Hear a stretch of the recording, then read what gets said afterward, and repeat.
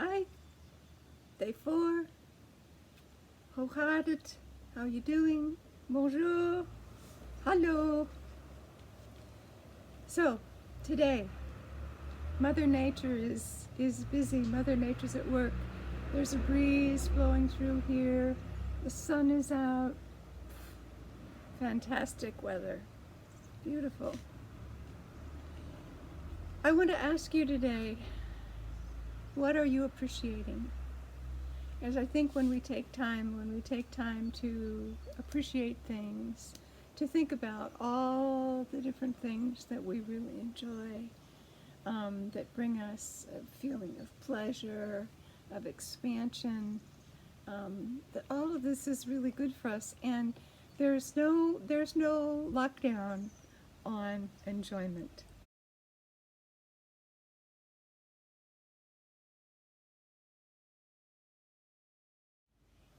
Any of that is happening in our minds, not really in the real world, if we look for the opportunities. So that means that that's more of the real choice.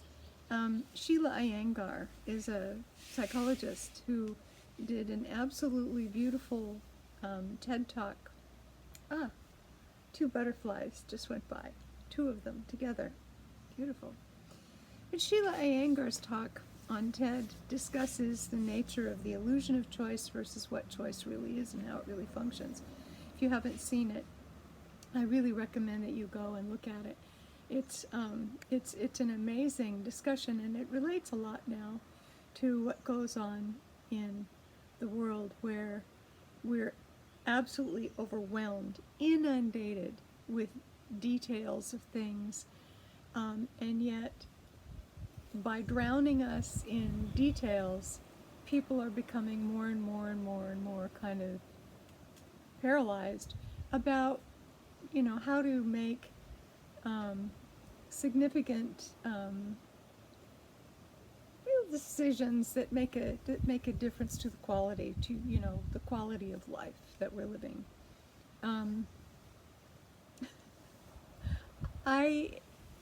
I've made several unusual decisions in my life,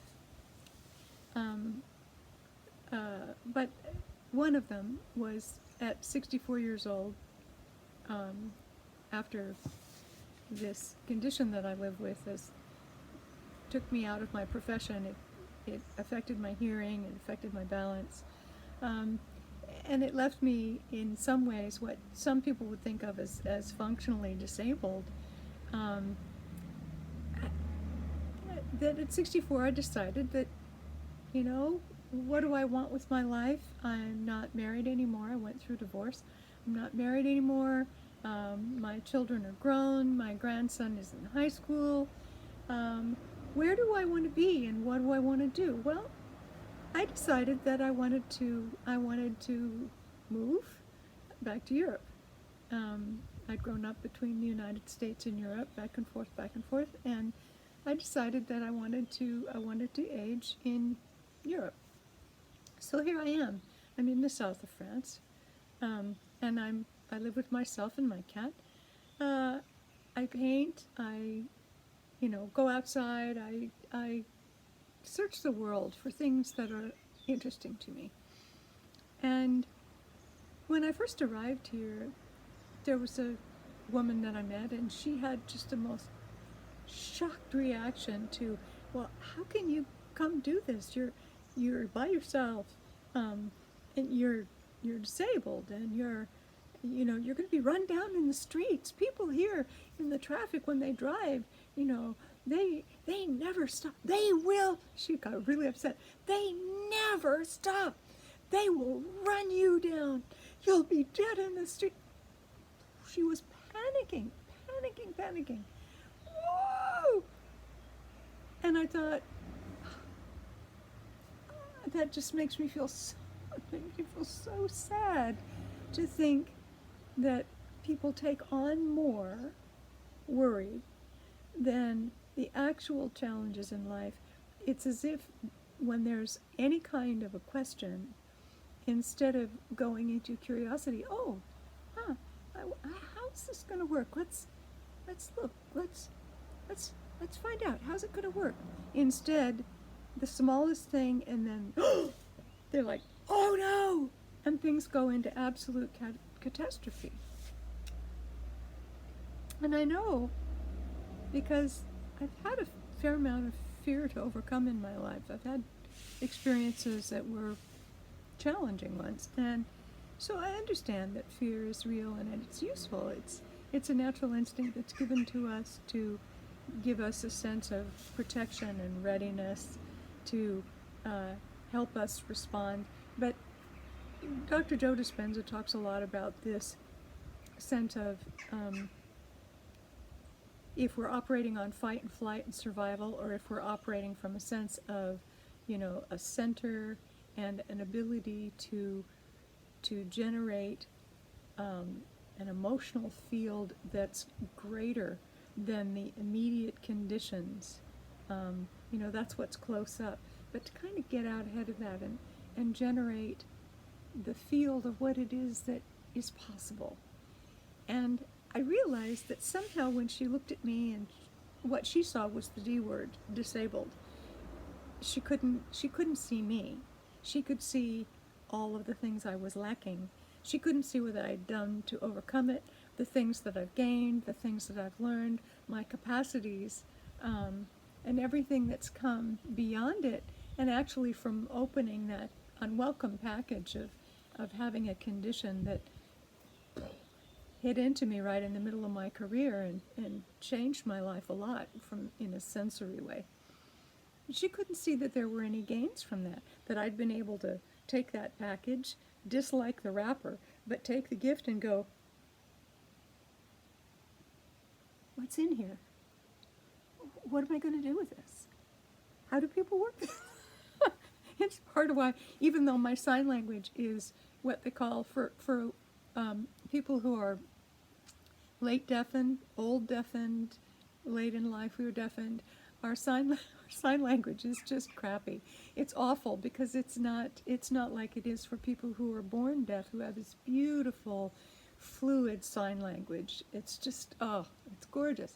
So mine is horrible, but being able to take it up and being able to have my hands dance when my feet couldn't dance until I could work my way back. It took me the better part of 9 years to work my way off of a walker. I was on a walker for 4 years after they put a shunt in my head for my balance.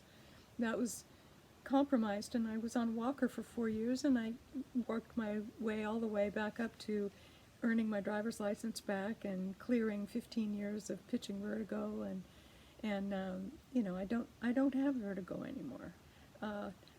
And I can still walk. I was told 2 years ago I was going to be in a wheelchair, and I said, well, you don't know me. So these are big decisions. When we have to make a choice about our quality of life, it isn't about whether we're going to be able to get Coca-Cola in the stores or not. It isn't whether we're going to be able to get the variations. I mean, the reason I refer you back to Sheila Iyengar's talk is she's talking about the illusion of choice when we're just buried with things, but they're all basically pop.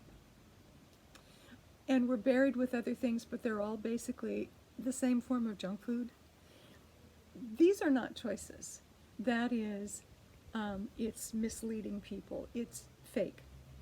And in times like these, when we're looking at environmental conditions that provide us a set of limitations, suddenly it becomes clear again. We can kind of sort through all the fog of all of this clutter, We can stop all of that and we can kind of go, okay, wait, we're in this pause, we're in this break. Suddenly we can see, oh, wait, what do I really want here? Am I living according to the big priorities in my life? Do the people that I love know that I really love them? Do they have opportunity to love me back? And what does that look like? Even if it's not the way I expect, what is it? And how can I accept it and be appreciative? We can really make what are big decisions over our mental parameters. And that is freedom. That is really the essence of freedom. Freedom is not whether we need to abide by health restrictions and shelter at home to keep ourselves safe. That's not an infringement on freedom. What that is that's common sense, so that we don't broadcast contagion. You know, what our real freedoms is, what are we doing with our mind and our heart? And are we choosing to spend our time thinking about what's possible and what we want to do next, instead of worrying about catastrophic things that are, that are other people's opinions or things like that. I mean, we really have to take back responsibility. I think responsibility for our own lives and for our minds, for the content of our minds. What are we feeding our minds? What are we feeding our hearts? So those are thoughts that I wanted to share with you today. The idea of what is genuine choice, not the overwhelm of a plethora of dalliances, but really what are our big choices and what are we doing with that direction in our lives?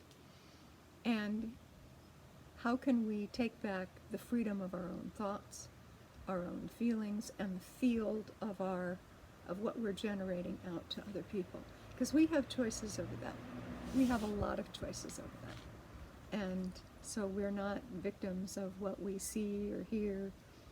We don't have to be. We can choose to create consciously and create purposefully. So in this break, what are you going to create today? What are you going to create today? Just wanted to share that idea.